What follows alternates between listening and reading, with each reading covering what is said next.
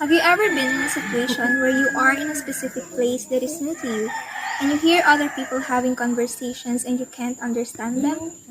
Or have you ever been asked by a completely random stranger?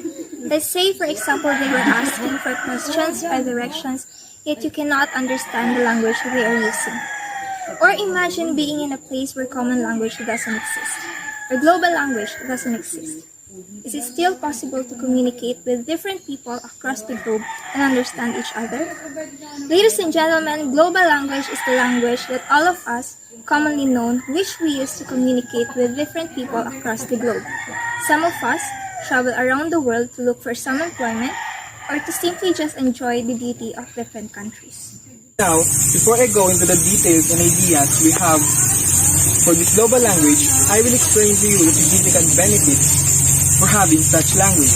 Firstly, there will be no language barrier so that anyone will be able to talk to anyone else around the world. Secondly, there won't be any hesitation and there will be greater understanding between everyday conversation. And lastly, this will help improve and help grow healthy relationship across the country border and thus contribute economy growth. Global language have a big part when it comes to globalization. Through globalization, we need to communicate with other people with different language and with global language. We can easily communicate and understand them. Through global language, the barrier that blocks us before has been slowly dismantled and serve as a gateway for sharing and understanding one's culture. As an example, businessmen and women tend to travel around the world nowadays to make a business deal. In order to do so, they usually have to be able to communicate in the country's language, and most of the time they cannot, and thus we use translator. But even though they are not able to convey the information they want to, they cannot do so in a manner which the emotions they want to deliver are properly delivered, and that's when the use of global language comes in. Translation has a central role of human interaction for thousands of years. When monarchs and ambassadors met on the international stage, there would invariably be interpreters present. But there are limits to what can be done in this way. The more a community is linguistically mixed, the less it can rely on individuals to ensure communication between different groups. Aiming a translation budget was never easy, as obviously, no country around the world likes the thought of its language being given a reduced international standing. Language choice is always one of the most sensitive issues facing a planning committee. The situation where one committee doesn't have to be involved, where all the participants at an international meeting automatically use a single language. This situation seems to be slowly becoming a reality as general competence in English grows. The need of a global language is particularly appreciated by the international academy and global communities. It is here that the single lingua franca is most in evidence both in lecture rooms and boardrooms, as well as the thousands of individual contacts being made daily all over the globe. A communication over the internet between the academic physicists in Sweden, Italy, and India is present practicable only if a common language is available. A situation where a Japanese company director arranges to meet Germany and Saudi Arabian contacts would not be impossible if each of them flagged into three-way translation support system.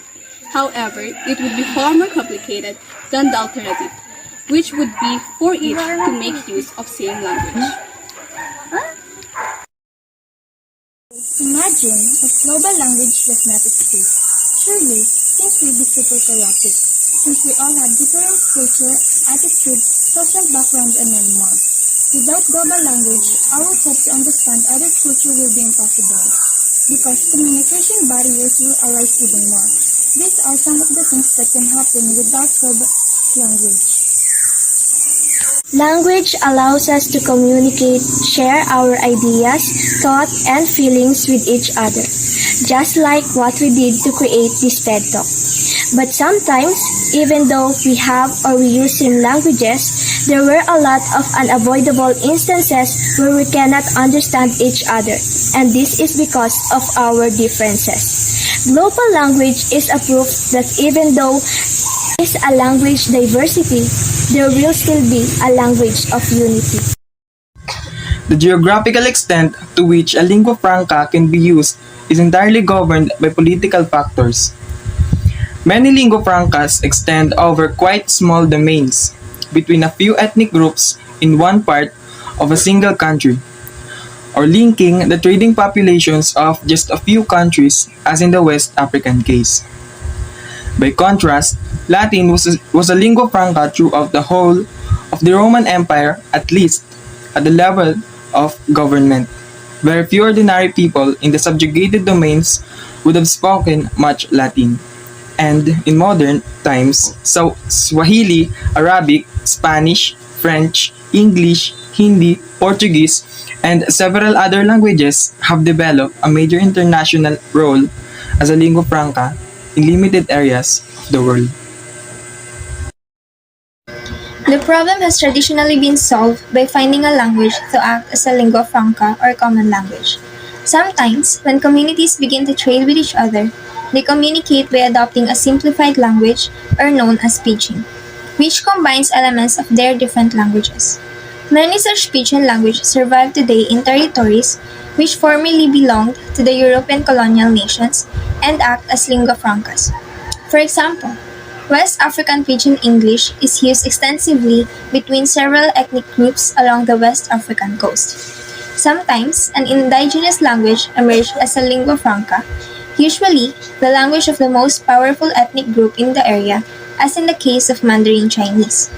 The other groups then learn this language with varying success and thus become to some degree bilingual.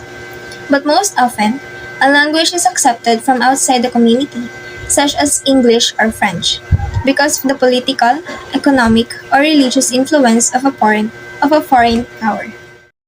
The prospect that lingua franca might be needed for the whole world is something which has emerged strongly only in the 20th century and since the 1950s in particular.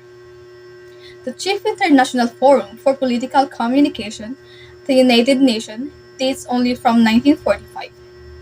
Since then, many international bodies have come into being, such as the World Bank, also 1945, UNESCO and UNICEF, both 1946, the World Health Organization, 1948, and the International Atomic Energy Agency, 1957. Never before have so many countries, around 190 in the case of some UN bodies, been represented in a single meeting places. On a more restricted level, multinational, regional, or political groupings have come into being, such as the Commonwealth and European Union. The pressure to adopt a single lingua franca to facilitate communication in such contexts is considerable, the alternative being expensive and impracticable multi-way translation facilities. For one more time, why do we need a global language? Let's go over the three main reasons. Number one, simply put, it enables better communications between different races and nations. Number two, a global language breaks down communication barriers and allow people to better understand one another's culture. And number three, it facilitates international trade. So, yes, we do need a global language. A language that we, as people from different nations, culture, and languages, will combine into one for better communication, relationships, and global development. We need a global language. Our dear audiences, we just want you to remember one thing. You can never understand one language until you understand at least two.